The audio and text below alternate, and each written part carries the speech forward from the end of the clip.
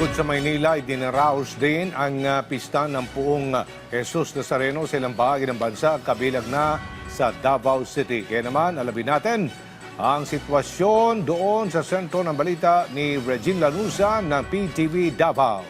Live, Regine! Aljo, daan-daang deboto ng Jesus Nazareno ang dumagsa at ipinagdiwang ang kapistahan, ika-11 kapistahan nito sa Mandog at Tigato, Davao City.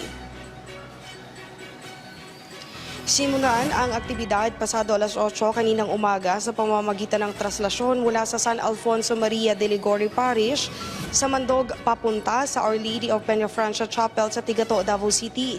Hindi inalintana ng mga deboto ang init ng panahon, maipakita lang ang kanilang mga debosyon. Kanya-kanyang panalangin ang mga deboto habang naglalakad, bitbit ang kanilang mga rebulto at rosaryo. Silang lahat ay nag-aasam na dinggin ang kanilang mga hiling. Pagdating naman sa Our Lady of Peñafrancia Chapel sa Tigato, Davao City ay isang misa naman ang isinagawa. Sinabi ni Archdiocese of Davao Archbishop Romulo Valles sa kanyang homily na si Jesus Nazareno ang simbolo ng sakripisyo ng Panginoon.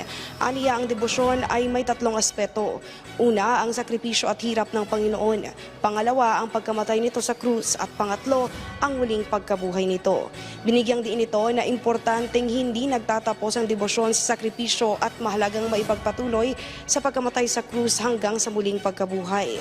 At sa kapistahan ng Jesus Nazareno, importanteng alalahanin ang sakripisyo at hirap ng Panginoon na siyang nagpakita kung gaano kamahal ng Panginoon ang mga tao.